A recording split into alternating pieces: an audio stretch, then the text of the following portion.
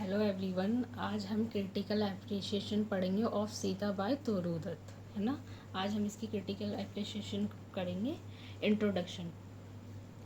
Toru Dutt was a famous Indian poet. Toru Dutt जो थी वो एक फेमस इंडियन पोइट थी।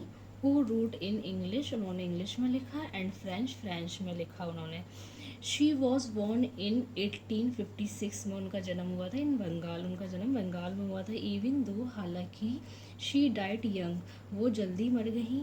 शी रूट ब्यूटीफुल पोएम, उन्होंने फिर भी खूबसूरत पोएम लिखी। About Indian stories, Indian story के बारे में, नेचर के बारे में है, एंड इमोशन के बारे में। हर राइटिंग मिक्स इंडियन स्टाइल, उनकी राइटिंग में जो था इंडियन स्टाइल मिक्स था। Making her work special and memorable, जो उनकी वर्क को स्पेशल और यादगार बनाता था। ये इनका इंट्रोडक्शन है। अब हम पढ़ते हैं पोएम के बारे में। The poem Sita by Toru Dutt, ये पोएम जो है तोरू दत्त द्वारा लिखी गई, is a very beautiful and emotional poem. ये जो है बहुत ज़्यादा खूबसूरत और इमोशनल पोएम है। It is about a story from the Ramayana, ये जो स्टोरी है रामायण के बारे में है। द फेमस इंडियन एपिक, जो एक फेमस इंडियन महाकाव्य है। But the poem is not only about Sita, लेकिन ये पोएम सिर्फ सीता के बारे में नहीं है। It is also about a mother, एक मदर के बारे में है। Telling the story of Sita, जो कि स्टोरी सुना रही है सीता की, टू हर चिल्ड्रन, अपने बच्चों को। इन दिस पोएम, इस कविता में, 3 children sit with their mother, अपनी माँ के साथ बैठे हैं। She tells them the sad story of Sita, जो कि उन्हें सीता की दुखद कहानी सुना रही है।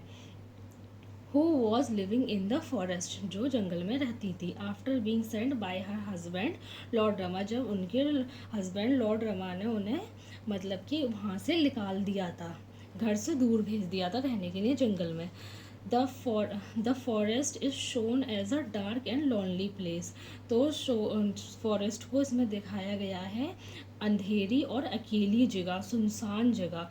The poem shows Sita as a strong women, poem दिखाती है सीता जो है वो एक स्ट्रॉन्ग वूमेन है। But also very sad and alone, लेकिन वो फिर भी बहुत ज़्यादा सैड और अकेली हैं। तोरू दत्त यूजेस सिंपल, तोरू दत्त ने जो है सिंपल इंग्लिश इसमें यूज़ की है, बट ब्यूटीफुल वर्ड्स और खूबसूरत शब्द भी यूज़ करे हैं। Shows the pain of Sita, जो कि सीता का दुख दिखाते हैं। वी फील सॉरी, हम उसके लिए बहुत ज़्यादा दुखी फील करते हैं। The forest is describe with trees, मतलब फॉरेस्ट किसका वर्णन करता है, ट्रीज़ का। उसमें पेड़ हैं, शेडोज नज़र आती हैं, एंड साइलेंस, और एक शांति है। It feels like the forest is also crying with Sita, ऐसा लगता है जैसे कि फॉरेस्ट भी सीता के साथ रो रहा हो। The poem makes the listener feel her sadness, तो जो जो उसकी कहानी सुनता है, उनकी सीता, जो जो सीता की कहानी सुनता है, वो सब सीता के बारे में दुख महसूस करता है।